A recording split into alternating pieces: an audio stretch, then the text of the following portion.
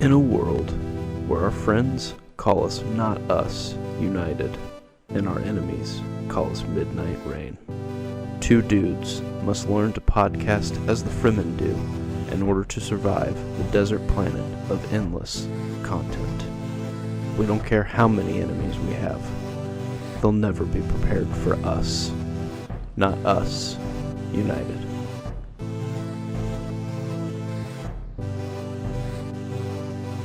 We should start off this podcast like we start off every podcast and try to do our best Roy Kent impersonation. I'll go first. Without cussing. Yeah, oh yeah. I did it. I kept trying to repeat Roy Kent, whatever he said, and I never could get it. I was watching and Grace is like, you can't do Roy Kent impression. I'm like, no. I know, because he it's gruff, but like... He exhales when so he speaks, too. It's like, no. Oi, Keely. Oi. Oh, that's pretty good. That's pretty good. I didn't finish it, so that was without cussing, right? Yeah, there you go. Yeah, there you go. He does say that at one point, I think. Yeah, he does. Classic. What have you done to me? For being That's really fun. Yeah, there it is. For being... I would almost call this a family-friendly show. Yeah, except until they just curse every other minute. Like, the theme of it all is all family-friendly, but then like, oh, wait, they cuss every other all the time. Yeah. word. But British just make cussing sound so much cooler and yeah, it's nicer. like classy. It's like classy cussing. Yeah, It's like part of their culture. being called a Yeah. wanker is like, it's okay. It's like, oh, that's what you say to your boss. Maybe. Yeah, Maybe. you should try that. Here it would probably go over fine. You He's should, like, what? You should try it instead of us, and then let's see how it goes. Well, you don't have a... I don't have a boss. Your boss it's is your true. child, You are your boss. Yeah. So that's fair. Okay, we need to tell people what's going on. We are one. Oi. Not us united. The world's number 5 Yeah. ranked podcast Last I in checked.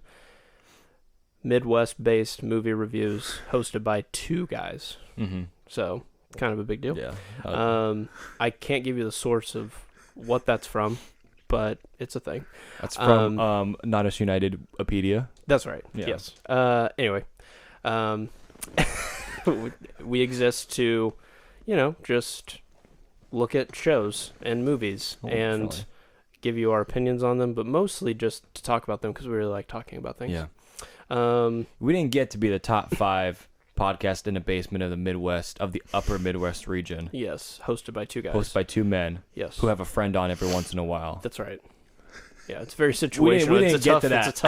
It's a tough competition out there. We didn't get to this position just by seeing cinema and TV shows in the same light that everyone else sees cinema and TV shows. Well said. We said. do Roy Kent impressions at the beginning of every single That's episode. right. We try to, make you laugh every now and then. Sometimes we include him, sometimes we don't. Yes. There you go. And with us this week is Roy Kent aficionado himself. You heard him. You might have thought it was Roy Kent on the podcast, but actually, with us once again for a Ted Lasso review is Aaron. Hello. Dr. Aaron's in the house. I was going to try and do a Kent. I thought you were going to do Yeah, that. I decided against it You're like, "Oi." in the moment. We had you on JB Tart. 3 months ago. Yeah. Ish. 4 months ago. For right around the start of season 2 or season 3, right? 'Cause Really? we finished. Was it? No, No. it was. I think it was before Well, season 3 before, was even okay. announced. Okay. Yeah. Oh. We kind of I feel like the next day or something, we found out the date it was going to Oh, come okay. or that's- yeah. something. So we were Yeah. ahead of the curve. But we 'Cause we're did the the top first 5 2 podcast, seasons of Ted Lasso. Not really a review, but more just like, hey, we love this. We want you guys to know about it because season 3 could or could not be its last season. You want to check that out. We'll talk about that. And so we'll get into that as well. But we had to have you back because you're our expert. You have photographic memory. Mhm. Not that we're going to hold you to it, but we do need to know We wanted to everything. lasso you in one more time to review this TV show. Yeah. That's right. So the season just finished last week, right? Was it 2 weeks ago? No, it was definitely no. It was, Yeah. it was last. Yeah. was Was it it last week? because Yeah, I think so. yeah, 'Cause, Grace it almost was had to last leave. week. Yeah. Yeah. It was last week.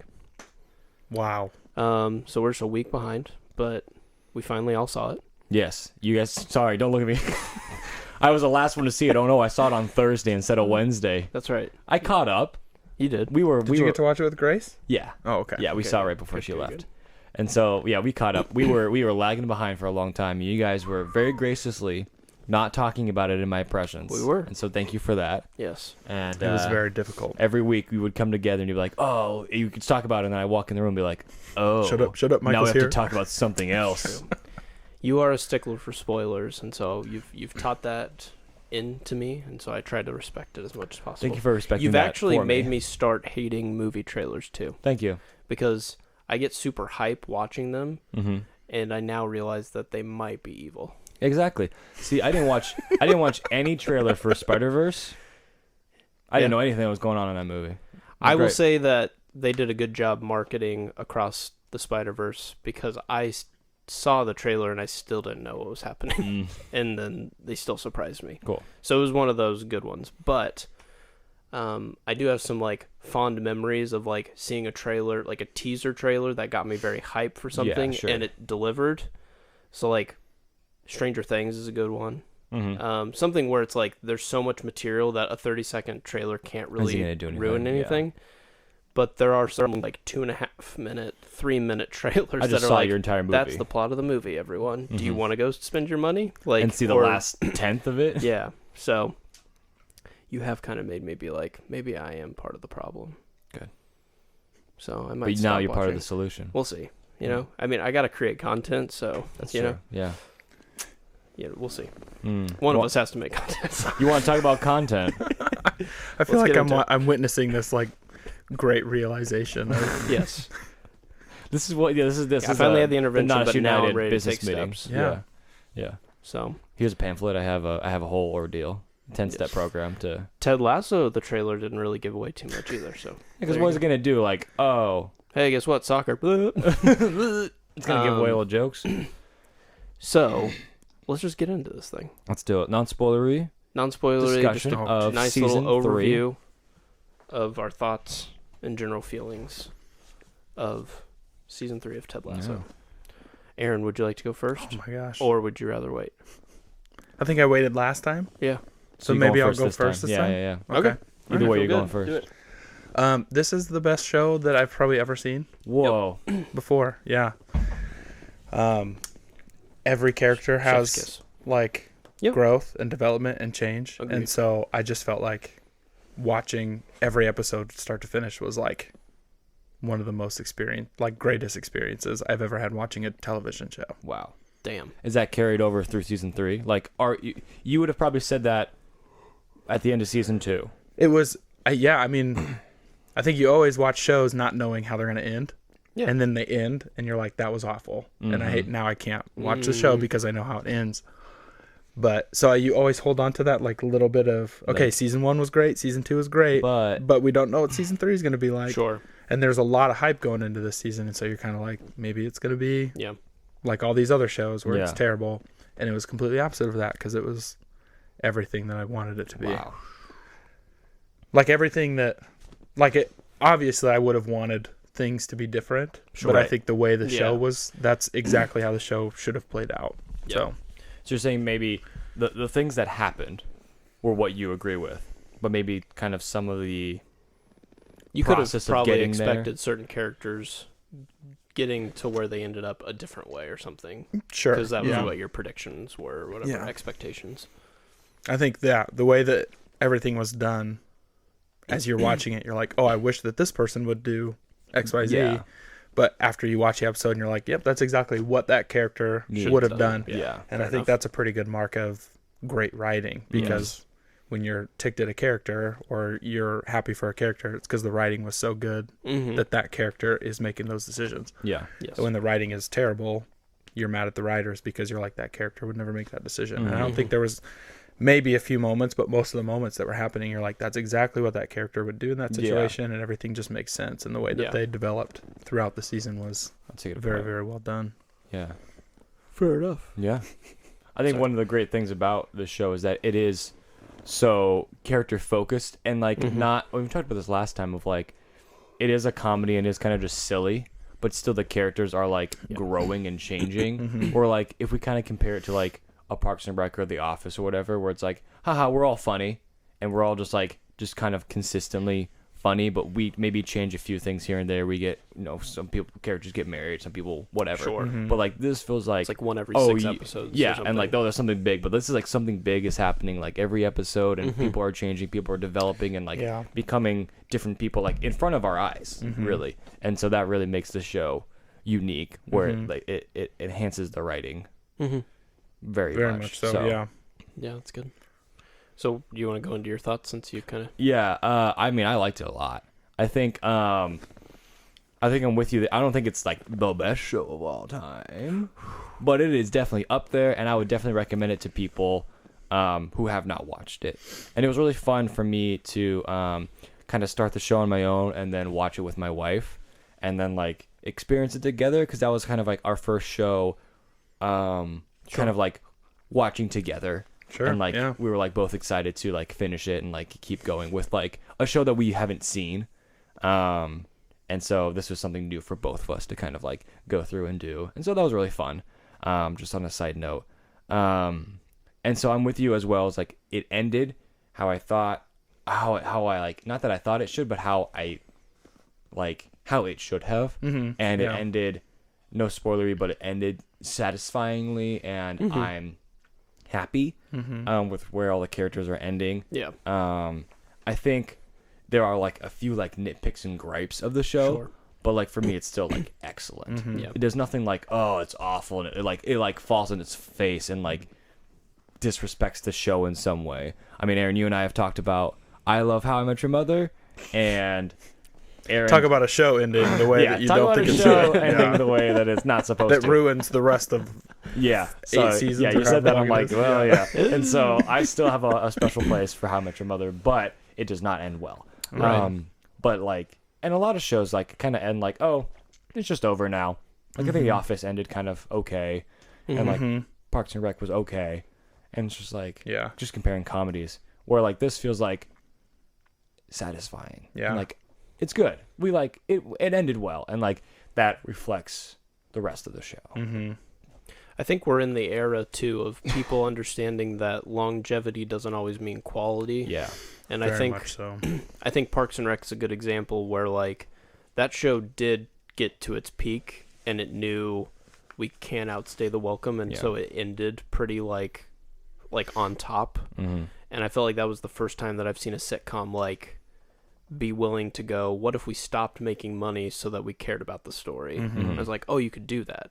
Because like The Office is notorious for that as well, like where there's a certain character that leaves and you're just like, what is the point of the show anymore? And then it has a glorious finale, but getting there for those like final few seasons, there's like 2 seasons where they're like, we just got to keep pushing through because we know we're gonna And so I just wonder if writers have just decided, I'd rather be known for a little bit forever as like this show nailed it, and maybe we do get forgotten 10 years from now, but at least we made a good show for 3 seasons. I felt like Ted Lasso knew that ahead of time. It was just like, hey, this is where everyone needs to end. Season 3 is probably going to be it. I mean, I think they left it in a spot where I'm not like spoiling anything, where like, could more stories be told in this universe? Of course. Yeah. Right. Could there be spinoffs so that Apple could make more money? Yes, No of doubt. course. But could this also be the end? Of course. Like it could be all be of any those or. things. And so my thought process for like reviewing these seasons are, first and second season are clean, tight, well written, like 10 out of 10 show. I already said that on the previous podcast. This one for me, and this is what's going to suck, is because I'm saying it's a 9 out of 10. So I want everyone to hear that. 9 out of 10. Doesn't mean it's Super bad. excellent, awesome, 9 out of 10. Love the show. The season 3 is a little longer than the rest of them. All episodes are about like 20 minutes longer than they normally are. Okay? So there's a lot more story. And I think for the most part, that leads to some of the highest highs of Ted Lasso. This is the most Ted Lasso thing I've ever watched. It's just it's just the whole thing, unfiltered, all the budget in the world, and it allows you to spend so much more time with more characters than we've ever had before. And I think while that is probably its greatest strength this season, the nitpicks I would say is that some of that felt like fat that could have been cut off a little bit to just make it like, hey, did that have to happen? I don't know. But we did it. Some of the things that happened, I was like, dude, did that have to happen? No, but I'm really glad it did. Sure. And so I was just kind of like conflicted sometimes, very little throughout the season, where I was like, they're leading us down this path and maybe it doesn't even do anything. Or they're leading us down this path and it actually leads to this really great thing. Whereas the first 2 seasons were like, that character came in, it's going to do something, it's going to be profound, and it's going to have an effect on this, boom, boom, boom, boom, boom, perfectly written. Season 3 I felt like had, this character's coming in, maybe it means nothing.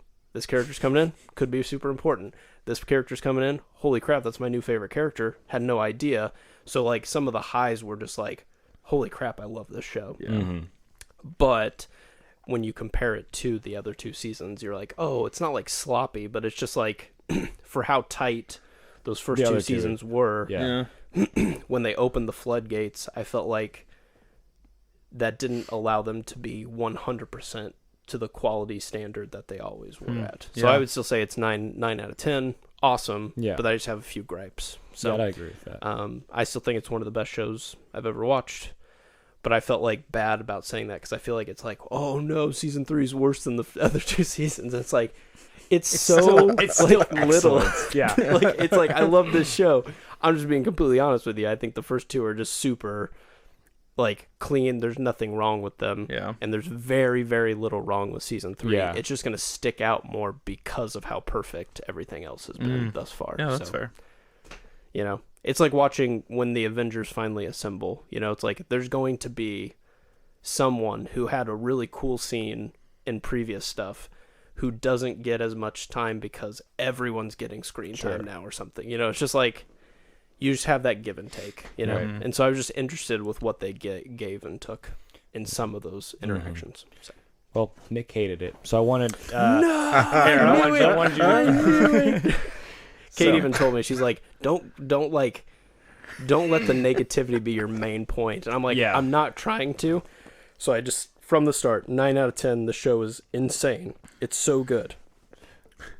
It's so good that it's its own worst enemy that like it made me a little bit critical. Because you're comparing like, it to like the first. I mean, I'm kind of right there with you. Like I think it's a 9 out of 10. I think there's like a handful of things where I'm like, oh, this could have been done better. But it's not I hate this show because this could have done it better. But I'm like, because it still we just has, mentioned like, other shows that are like, I love the show, and then it completely bombed the ending, and it made me hate part of the show. Right. This is not that show. Like this show. No, it's. I think the key thing here is consistency. Yeah. Like it is just a consistently good show. Yes, like 100%. There's never an episode where I'm like, oh, that was bad. Like the whole episode. I mean, maybe the beard episode. I don't know, we'll see. Oh, dude. Beard.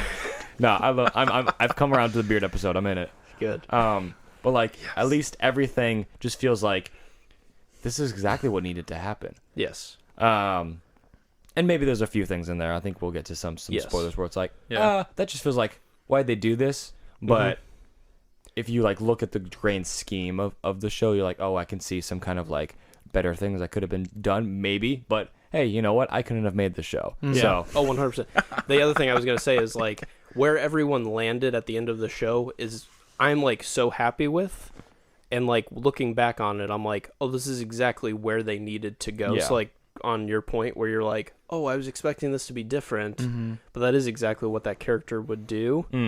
I agree 100%. I think everyone's path like was pretty much satisfying. There were just a few little like parts where I was like, oh, this person needs to get here, and they have 2 episodes How is left. that going to happen? And so then it might be like boom boom boom, okay, they're there. And I'm like, okay, that was a little rough, but yeah, that's where I wanted them to go. So that's the nitpick I'm talking about, where it's just like they got like 9 out of 10, and then they're like, oh wait, shit, we gotta finish. Okay, we got 2 scenes. What do we do?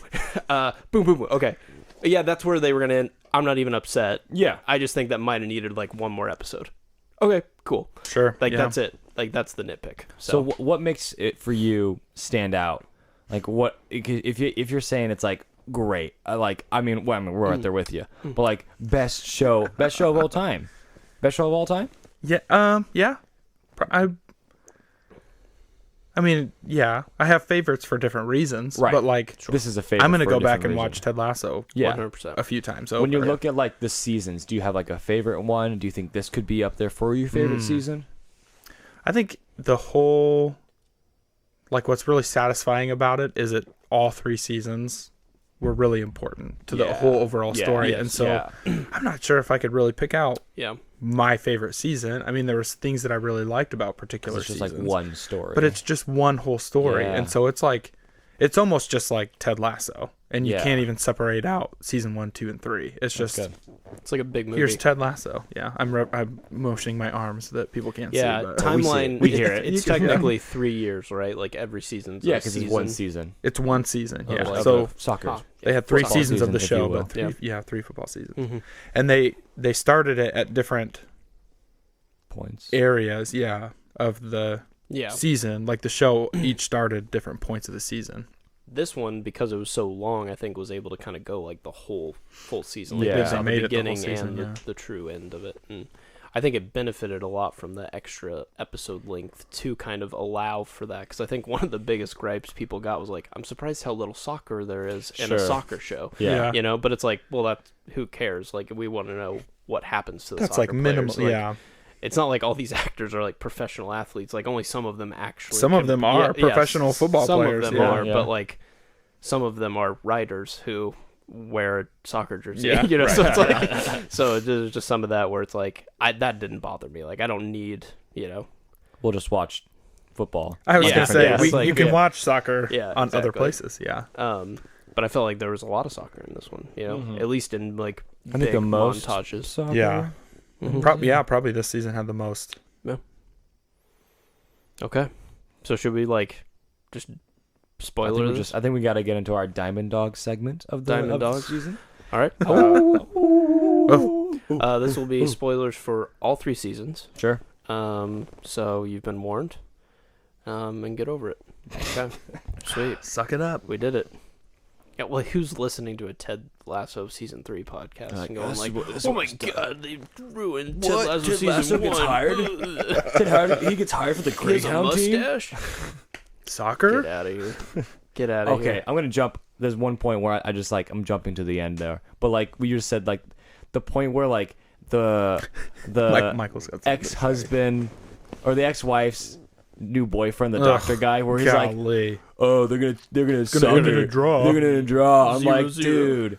Now we're like in it where, but for like, stupid Americans was like, like I don't know why that was so. One, funny. it was intentional. But it was two, so intentional. That's like what all any American that doesn't watch football, agreed, that's how you feel. And like that was me like 6 years ago, where it's like soccer's so dumb. You just ended at 0-0, and I'm like, no, a 0-0 is like one of the most exciting things that's ever happened in your life. You don't get it because the table, it just means everything means so much, and they got to get in the Champions League. It's like, so it's like it's just so funny to look at that character, and like I'm sure like people have had this experience with us in the show, where it's like you really didn't care too much about soccer going into it, and now you're like, oh, I love football. Yeah. And it's like, dude, football's and life. you're like, football is life. And it's and you're seeing this now character that like embodies like the American anti-European football stereotype. And you're like, oh. And I think they threw that in because you're watching that and you're like, I am that guy. Yeah. Like for me, it was probably like 2 years ago or like a year and a half ago or something, or probably before Ted Lasso, whenever. And you're watching that and like, man, that guy is such a bad name. That was me. But you're like, that's me. And so now I think being like Ted Lasso has gotten us all into watching football, having conversations with people who have that attitude. It's kind of like, no, you don't get it. Yeah. I mean, like, the thing I always tell people is running for 90 minutes straight is just wild. Yeah. Like, regardless, like, I feel like sometimes just the athleticism of soccer players is just, like, through the roof.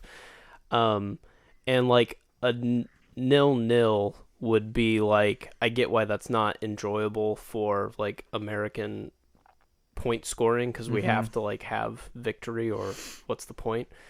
is like seeing two people run a marathon, but they both happen to cross the finish line at the same time. It's like, holy shit, they ran a marathon. Yeah. You know, like that's where my brain goes, is like, wow, you are so evenly matched that for an hour and a half, neither of you let enough of an error happen that a ball could get put into a net. Yeah. And I get why that's like, whatever, but, you know. And that's, I mean, even in Ted Lasso, there was times where they were playing in season 2, playing Man City, right? And they needed a draw, or else they would get relegated. Yeah, and they were like, all we need is a tie. And so, you know, you're watching some games, and you're like, a 0-0 would be everything for some teams. Like, that's all they want to do is get 0-0. Yeah. You can play conservatively, and it could still be a strategy. Right. Exactly. So it's kind of neat.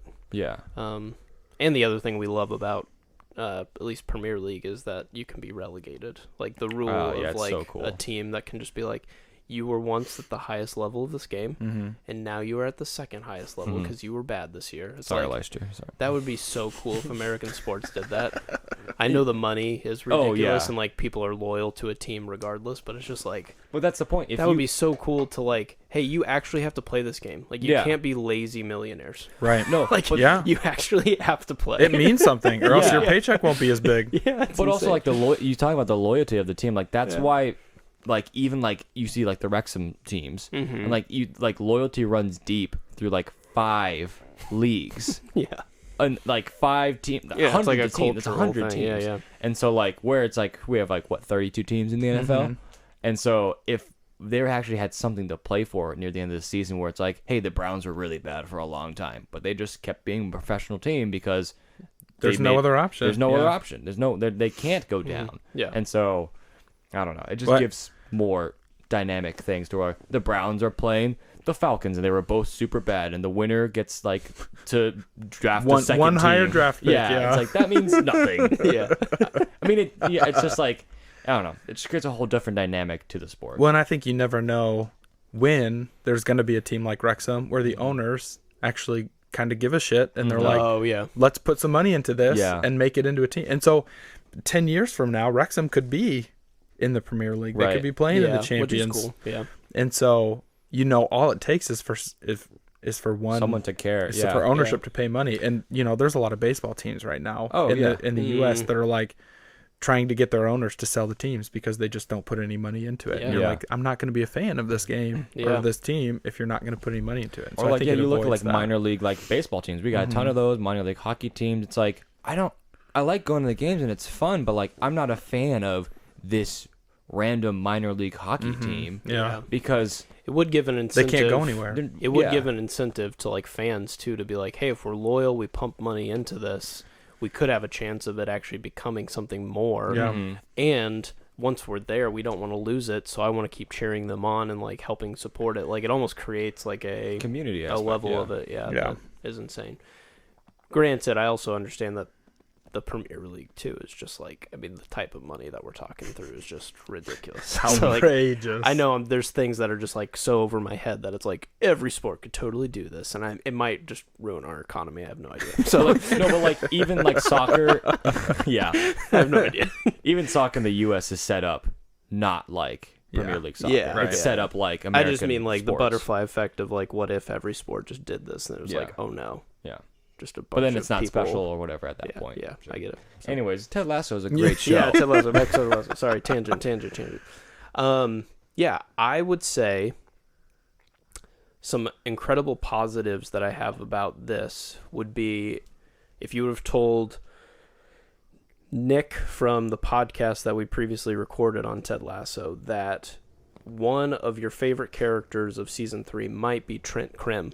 I would be like, love the hair. How? What a cool cameo that guy has had in a couple seasons. You're full of crap. Like, and I thought Trent Krim was a delight. I'm not saying he had like a bizarre amount of like character development, but it was cool to see him just more of him be won over by like his interactions with Ted to the point where he was so curious that the reporter in him was like, I don't need another news story. I just need to understand what's so infectious about the effect that this man has that I need to be close to it. And I just think that's like awesome. Yeah, I think that's just a really cool like actions speak louder than words. And so like every time Ted was like embarrassed and ridiculed throughout the previous shows, the way he handled that allowed it to stay with people longer than like saying the right thing, you know? And so it was cool to actually like, that was the thing I didn't know I needed. And then when I saw Trent play a bigger role, I was like, that's beautiful. I wondered who you were talking about. I was wondering, like, with your favorite character before. Awesome. It was also good to just see Jamie like have some redemption as well. Like, I think that was always expected, but I didn't expect it to be done the way that it was. The two least likely people to be best friends by the end of the show like became best friends, you know, like I just think that's the power of like the writing in Ted Lasso. It's just fun. Sure, and friendship. Yes. The power of friendship. So those two characters in particular were just like, I never would have thought to like love those two. I think they would have been fine in this season, but I wasn't expecting to be like the bromance that they had, that they shared. Awesome. One of my favorite scenes is when they steal the bikes and go Amsterdam for the windmill. Oh, that whole episode, incredible. Yeah. Well, but there's also just like, there's something so raw about the writing in Ted Lasso too, because you have this like beautiful moment where you find out that Roy Kent like purposely didn't learn to ride a bike because of just this like horrible like sad childhood memory of his like grandfather. And at the same time, Jamie's like, oh yeah, here's my sad thing. Last time I was in Amsterdam, my dad was like, you need to be a man, and took me to the red light district. And you're just like, you were 14 years old, and then they just kind of like breeze over it, but you're just like, there's just these little things that are just like too specific that I'm like, the writers of the show are just like cracked. Yeah. Like it's so real. It's wild. But then like, they just write it, and it's just perfect. It's written by comedians for sure. Like I think like, but it's written real. It's also like there's an authenticity to it that's just insane. That like almost that this is they're writing from experiences of their lives. Yeah, there's almost this level of just like, I feel like this wasn't made up. Like, I don't know. Like I really hope that story's not true.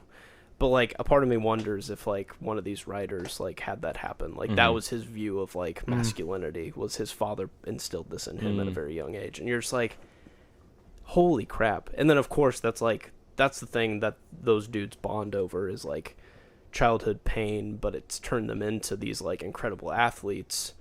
So let's use it for good and like see redemption in it. But I'm just like, dude, you can't like, oh man. Like, when I watched those shows, I was just like, I didn't cry, but I was just definitely, like, moved. Because I was like, holy cow. Yeah, I just feel like the show takes, like, negative things and turns it it's all just, like, turning things into positive for me. Where it's like other things, other shows could take this and be like, oh, man, the character just struggles with this and has a problem.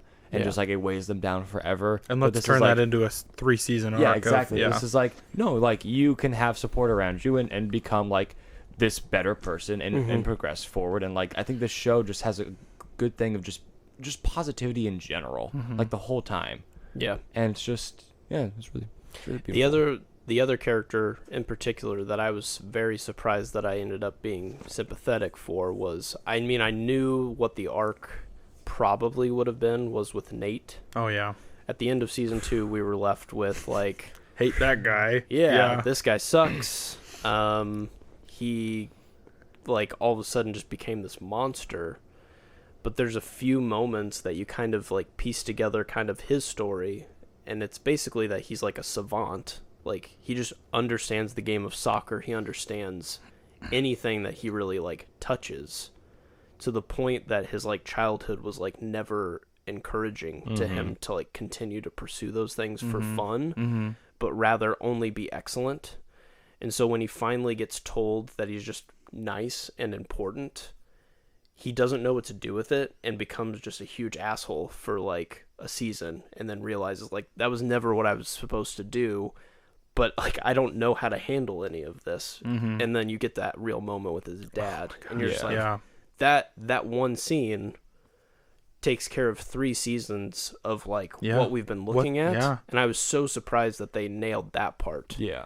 Because I was like, this is just going to turn into I made so many mistakes. Will you please take me back? I'm sorry. And it was instead, like, what they ended up. It was just crazy. There was no way watching the end of season 2 you were like, yeah, I think by the end of season 3 I'm gonna like Nate again. Yeah. Like that just wasn't even on your. I knew he would probably be a part of the team, but I thought it was like out of pity and more just like, hey, Ted Lasso's nicer than you.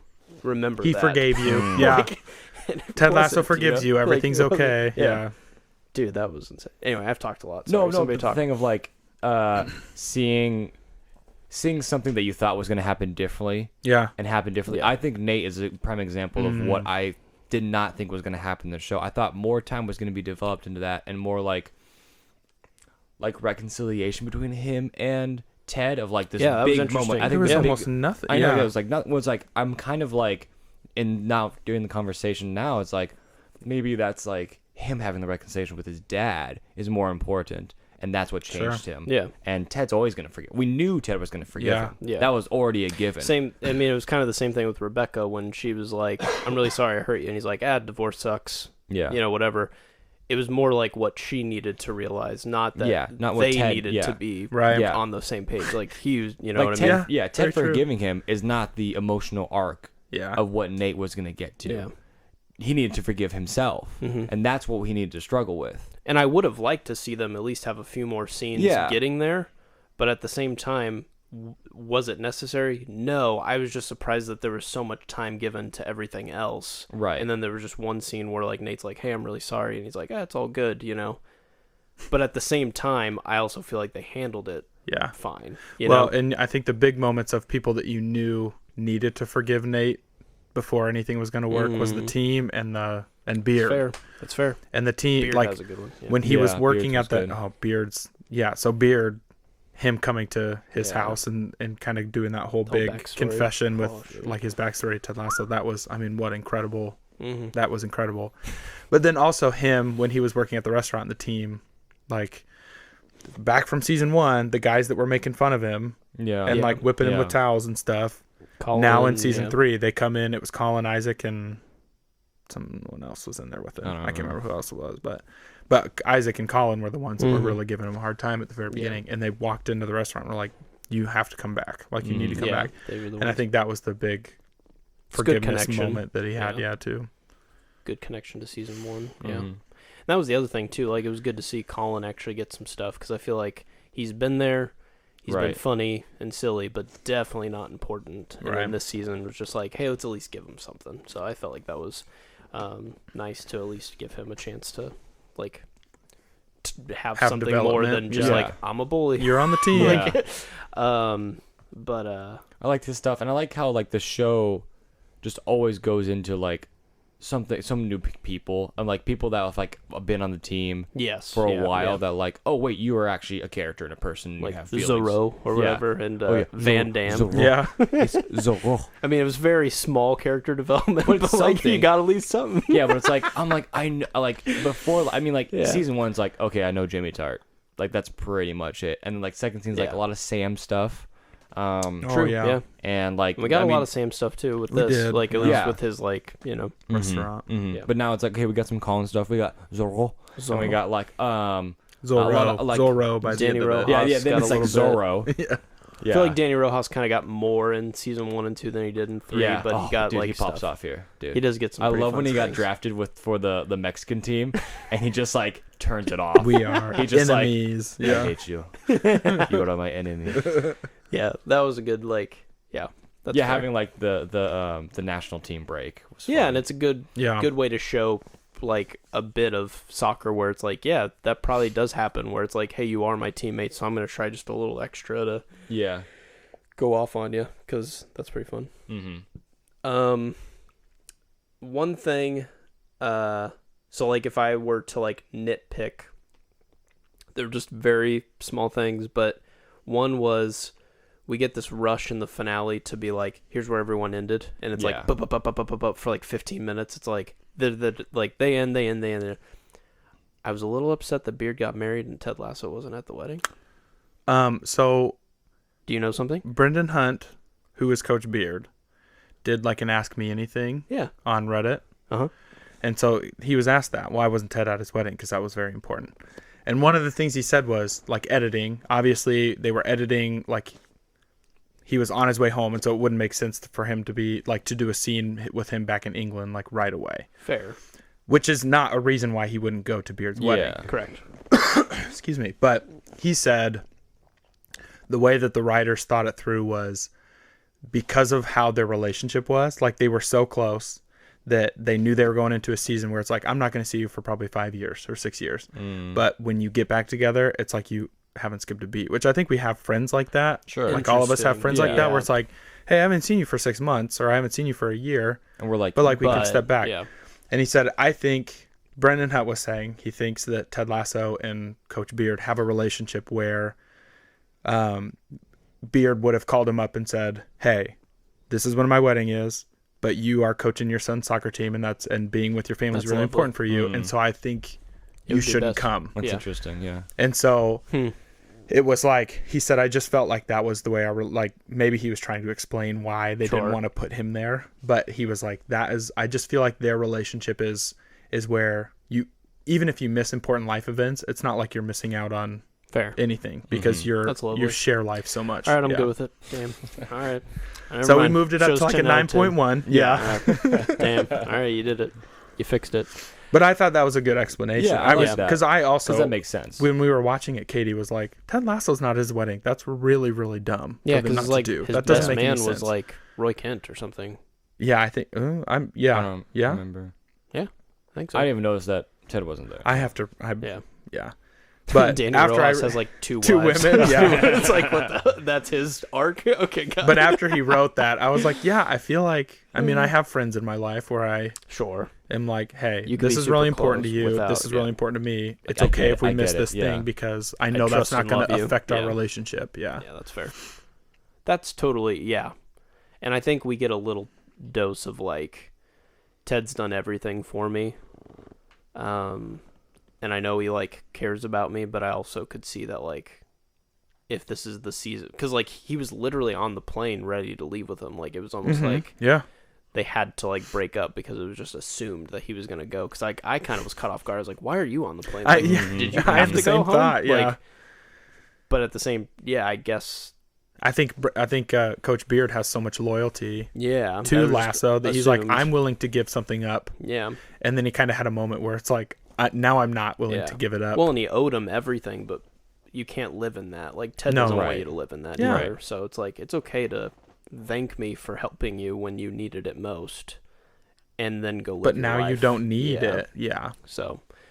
I know, I really liked that scene on the plane. That was hilarious. And they're like, do you want to go help your friend who's like clearly having like, he's like, nah, he's no, it's like, okay. What a jerk. That was hilarious. And then I think the only other nitpick I had was I didn't like that we got the camaraderie of Jamie and Roy all throughout the season, and then it all still kind of boiled down to being the same thing. However, I get why it had to happen so that no one ended up with Keely, because that was her whole point, was that like she doesn't have to have somebody. Just like Roy doesn't have to have somebody, like he can work on himself. And like it was a good spot to be at, but it did feel a little jarring to be like, all right, let's train.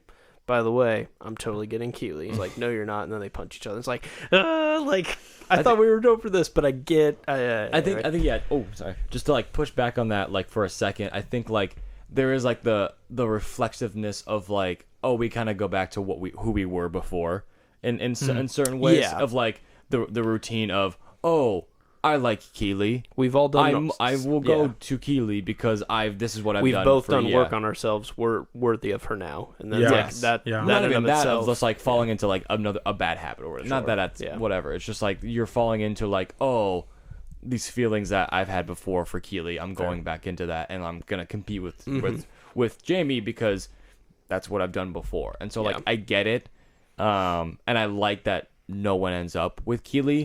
Because. And I think they could have pushed this more of like, I think Keely does need to be single for a while, because every other like season it's like, oh hey, here's who I'm dating, and it just feels like she just sees herself as being with someone and not being an individual. And so I think they could have like pushed that more of like, oh, Keely saying that of like, I want to work on me right now, and not just saying like, I don't want to be with either of you. Like I need to be I need to love Keely. I need to love Keely first. Keely. Yeah. Keely. Don't be pooper. Don't be pooper Keely. Cheers, me Keely. Or your poopy. Jamie Tartt's hair was out of this world this season. Loved the it. whole time. 10 out of 10. Would do if I could. Would you rather have Jamie's hair or Trent Crimm's hair? Oh, jeez. I bet if I grow my hair out long enough, it probably would look like Trent Crimm's. Oof. Yeah. Honestly. I have to get hair first. Pretty wavy. I don't have any hair. Tell us how you felt about having Pep in the show. Oh my gosh. It was like, I was talking with Katie about this. Like, she was like, it wasn't that important to me, right? Katie was like, I barely know who he is. Sure. I only know who he is because of you. But I was watching that as a Man City fan, and I'm like, this is the greatest. And then Ted's reaction, just like, that was just you. That was how I imagined you reacted. But then at the end of it, when they look like, it's not about winning and losing. Richmond wins, and Pep comes over, and they have that exchange, and he's like, it's really about developing the players, and it's really about making sure. And I was like, man, that is so cool. Just everything that I wanted to hear.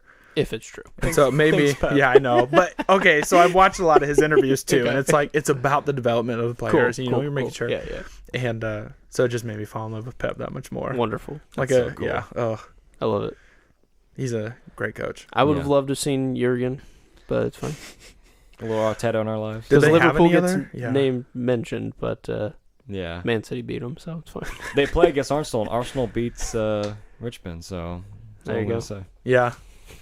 How do you feel like art reflecting life and Man City winning both the real life Premier League title and the Ted Lasso Premier League title? So I mean, it's just meant to be. Yeah, it's true. I do, like, I was really disappointed that Richmond didn't win because I thought that's like, oh man, that's all, if they win, that's going to be everything.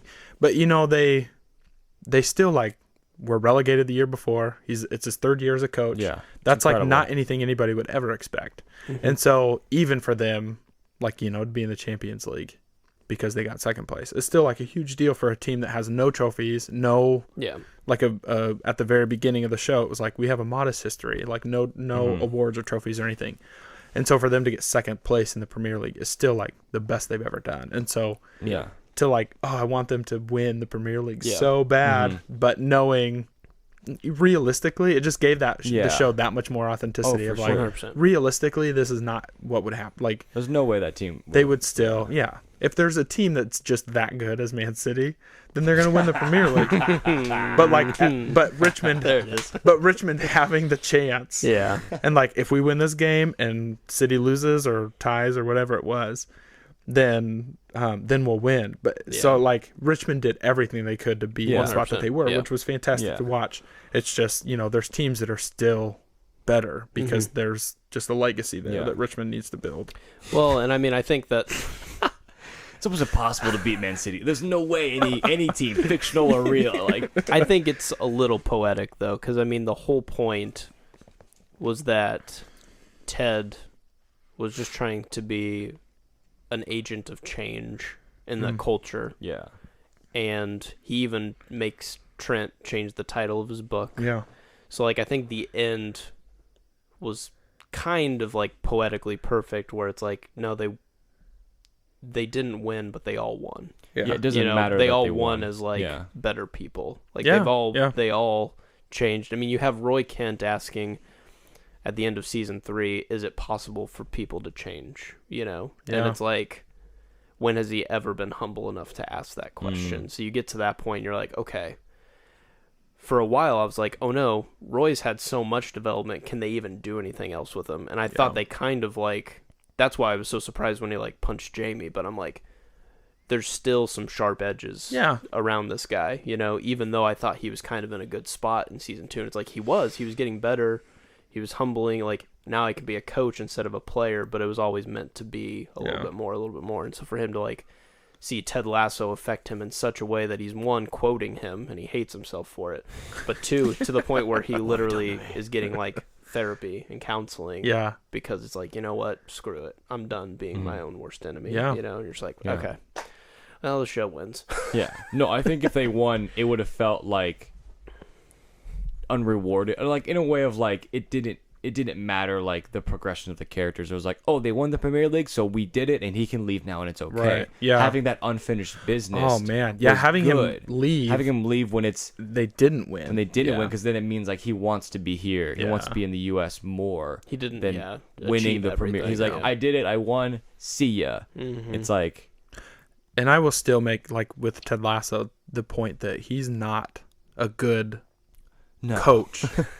Like he's as far as like that was great. I mean, that was one of the greatest when he's just giggling and they're like, "Why are you laughing?" He's like, "Oh, that guy was offside." And you're like, "He understands the game." He did it. But for so much of the show, he just doesn't understand the game How should logistically. They be even winning at this point? And so he's so good at creating inspiration and putting the right people around him so that, like in season 1, it's like Beard is there and Beard can figure the game out. Right. He finds Nate and immediately launches onto him because he can see potential, and then Nate is there.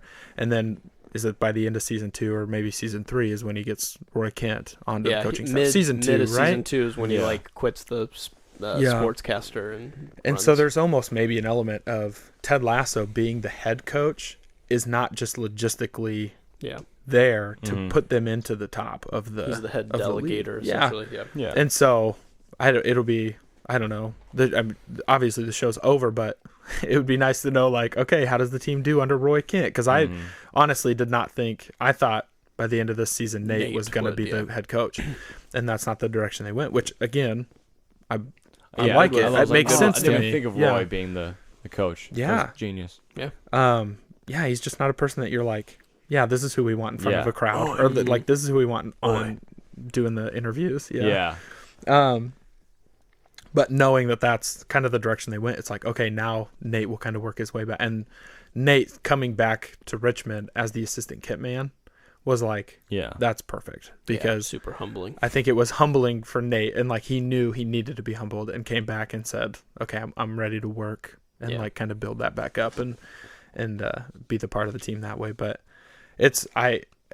I'm like Ted Lasso being a coach. I think it'll be good for Richmond that he's not there anymore, because then they'll be like, okay, now let's get into football. We have the team built around. People can come into this culture and they're going to fit right in.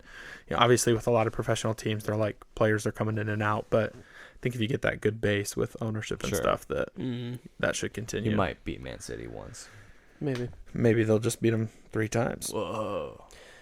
Now, Michael, I know you said that you are good with just putting a cap in. Oh yeah, I'm done with Ted Lasso. Like if Apple goes AFC Richmond the series, I don't know if I'm into it. 2025. Yeah, I would watch it, but I'm not for like 6 more seasons. I'm not. No. I think like I love what you said about like, this is my theology of like knowing when to end things. Yeah. And knowing like Ted Lasso had its time, and it's a great show. It's one of the best shows of all time. Like, we don't need to milk this horse until it's like dry and we're like, oh yeah, did you see like the spin-off where Keely's cousin is like the head of like a Japanese soccer team? Follow Barbara and Keely in their adventures. Yeah. And it's like, I'm good. I do think there's an element of you're taking away the specialness of the show. And maybe that's where I was like also kind of like, oh man, they had to cram so much in the finale that maybe they could have done one more season, but at the same time, what had to happen by the end of season? Like, I think they did it, you know? I mean, I think, if anything, there might have been a few more things they could have done, but maybe not enough for there to be a full-on season. However, I think they did leave it in an interesting spot that if... They technically could have something, more. My prediction, if I could. Oh, yes. Please. Is at the end of the episode, Keely slides a folder onto Rebecca's desk that said the women's AFC Richmond women's team. And I wonder if that wasn't like a maybe we're going to set up a women's team. Yeah. Like we're going to follow a women's completely team this new, time. But new still, characters, like, new people, but maybe we'll throw in a couple of extra, like a couple of Higgins people. Is still here. Yeah. Like Rebecca and Higgins would be a part of it, but new head coach, new, you know, Keely would maybe still be a part of the show. Some supporting characters. Yeah, that just to kind of give you the thing, but you're changing it so where it's not like, oh, it's Ted Lasso, here's the inspiration, you're going to have your Ted Lasso moment, but they're maybe going to try and spin it around a little bit. I'd be down if that's the direction they ended up going. But even if not, at least giving us some of those like Easter eggs to be like, that AFC Richmond has like a bright future. They give us enough to be like, these characters are still going on, and you can kind of figure out what they're doing. Like that's enough. We finally learn all 3 names of the bar boys. And they're all flowers. Oh yeah. That also, when she released those shares and they got to buy that all was 3 so of them cool. together. Yeah. They couldn't afford a share each for each of them, so they pooled it together. Yeah. Each got a share.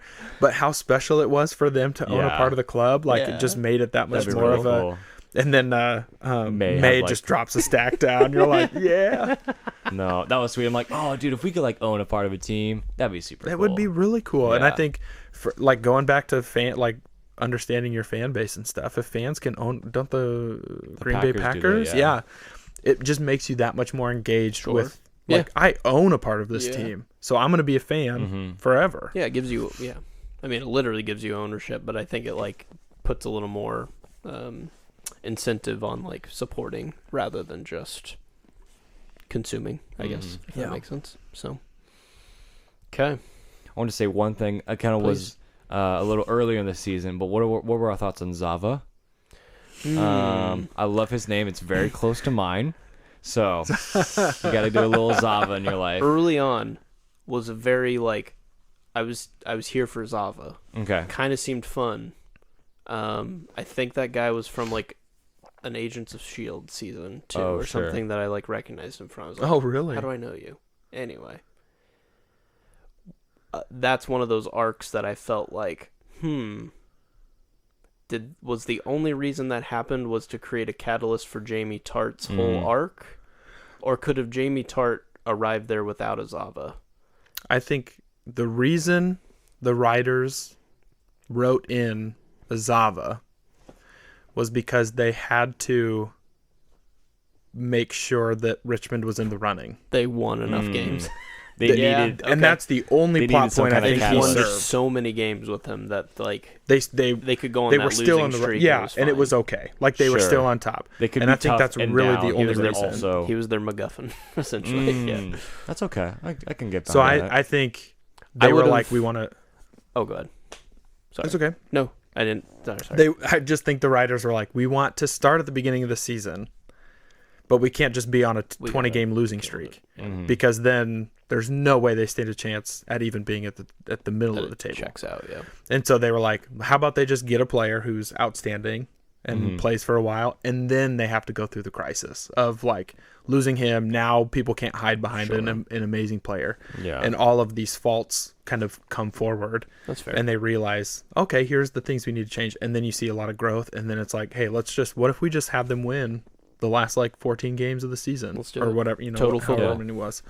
But they had a win streak of going for once they actually started playing total football. But so I think that's the only that when I was watching Zava, I was I don't really, I don't care for him. I don't know why they added him in. Why can't they just develop their own? But after thinking through it, I was they had to figure out a way to. They needed a superstar to get them, and then it puts a little fire in Jamie Tartt to be hey. And it did help the Jamie Tartt storyline. Yeah. But I was also caught off guard. I was I thought we have already established that Jamie Tartt's legit, in the first 2 seasons. I thought it was Man City took him back, and it was this guy's ready to roll. This guy's good. But perhaps he needed more a drive. He didn't have the drive, and so therefore he needed to just be sharpened a little bit. So Zava kind of put him in this spot, I guess. He was you're good, Jamie Tartt, but you're not Zava good. You're not somebody that can just win games for every week. And Jamie Tartt was I have to be better than Zava. Yeah. Fair enough. I would have liked to have seen Zava maybe with how flimsy some of his choices were throughout the show. I would have liked to have seen him be never mind, I'm coming out of retirement and I'm helping Man City. And then they had to fight Zava at the end. And it would have given Jamie a chance to be you're good. You're not Jamie Tartt. Yeah. He's a prick, but not but he's a good prick now. You're just like, well, and at the end, he just retired without telling everybody. And then Andy sends him this box of like, here's an avocado and all these shirts and stuff. It's like, so he still likes the team? I just feel like Zava, I like what you said about him. And like his like, okay, then he needed a reason to kind of like win and like and kind of motivation. But like, if we took Zava time and put it to other people time, I think that's kind of like my biggest gripe with the season. Yeah. It just feels like, cool, he's a guy and he sent an avocado at the end of the season. Cool. Yeah, I would have liked to have liked Zava more. Yeah, I guess. Yeah. Well, they wrote him in a very or him as a character was a very confusing. It was just very confusing. How because have we not heard of him by now? That sort of thing too. Yes, and then also it's like usually if they write a character, you know that you like them or you know that you hate them, and he was very much interesting. Like do I we don't like hate him, but are we supposed to hate him? Yeah, like he said some weird things, and you're like, are we supposed to hate him? He kind of took over the head coach role almost because he was like changing the formations and you know doing all that stuff. So you're like, I don't really like that he's coming in and changing everything, but he's also not like just a bad guy. Yeah, he's not what's the Darth Vader guy? Rupert. He's also not Rupert. Yeah. He's like Michael Jordan, where it's just like, I'm the greatest. Do you want to win? Yeah. Follow me. I'm gonna be here. I suppose Michael Jordan is like, just get out of my way. Like, let's win. But like, I need you to do all what you do, but I'll win the game. Yeah. It's like, whoa, okay. Because they got to like hide behind Zava and let problems fester and kind of have problems come to a head, grow as a team. Yeah. And then he left, and it was like, oh wait a minute, we're not. Yeah. We should be at the bottom of the table. But then I guess the point of that is like then they come together as a team. Like we can be good. We don't need Zava. So I guess it's kind of a weird way to do it, but just to kind of look at it from that perspective of like, oh, we're hiding behind Zava. Now that we don't have Zava, who are we? And we have to find out who we are. We're Richmond. Boom. Oh. I'm trying to think if I have any other shows. The show's excellent, man. This is it's an all-timer. Time and dog in the rough. I know. I feel like I could go scene by scene and be like, "Oh, I liked when they did this. Oh, I liked when they did this. Oh, that was so good." But I also don't want to spend just 12 hours. No, it's all good. No, I think this just had the most content of any season because of how much longer the seasons were, and so I think that just gives it that much more to critique, and it gives it that much more to like have go wrong. Whereas I think the first 2 seasons were just like, okay, so Ted's here, boom. Okay, here's Roy Kent.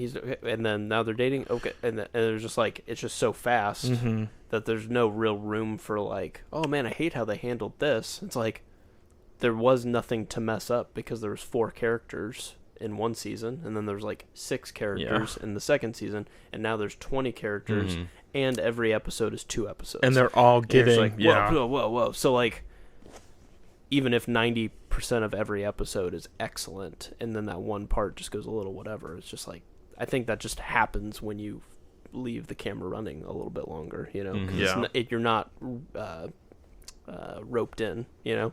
Whereas I think some of the choices they made in the first 2 seasons were just like, nope, we're just like not exploring anything. Like it's just this. We're staying pretty tight knit. And I feel like season 3 is like, hey, if this is it, what do you guys want? Here's everybody. Because they just kind of threw everything at it.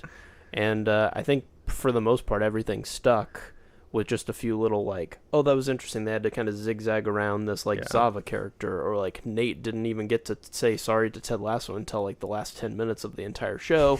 And then it was just like, I would have maybe done that a little differently, but I guess overall everyone ended exactly where they should have. And I think that's a testament to just how much they tackled this season and still added, surprisingly, you know, like well, very successful. I think we kept a good total football triangle in this episode. We were back and forth, moving positions. I don't think anyone's going to listen to this episode and go, it's just poopy. It's just poopy. No. What's the opposite of poopy? Just poopy. Pee? Oh. Was that a line on the show? No. Oh. I was just asking. I don't know. If you were saying where we aren't poopy. But you're right. It's golden. And it's... Well, or the Golden Girls. Stop. That's what Trent Crimm's shirt was at the final season. Food? The opposite of... That's true. Wow, there's so many different things that are opposite of poopy. I was trying to think of something that would be opposite, but you can also use in the Jamie Tart voice, but I don't know if that exists. Droopy. It's droopy. It's just poopy. It's droopy. Just want to see my mom. Just want to see me more. See my mom. Also want to watch the Not Us United. Oi. What does he say? Your sister, Roy Kent's sister's fit? Oh, yeah. Because everyone says they're fit in that show. Yeah, it's like, your sister's I fit. will murder you. Yes. No, the show's great. I'm sure you've listened to something about Ted Lasso or heard somebody say it because there's many Ted Lasso disciples that exist. But now you've heard from us. Not Us United. Oh! Thanks for being here, Aaron. That's always fun. What? Like I'm happy to be here. How you worked in Not Us United. Yeah, it's like, oh my gosh. You can see the magic happen. That was amazing. I mean, it's a gift. Last time I didn't see it coming. This time I was like, oh, he's working up to it. It's going to be the title of the podcast. He's going to score. Cruisage. Thank you. All right, we'll see you, everybody. Bye. You've just listened to Not Us United. You can find us under Not Us United on Spotify, iTunes, and YouTube. Please leave us a review and consider subscribing to our podcast. You can reach out for future podcast topic suggestions at notusunitedpod@gmail.com.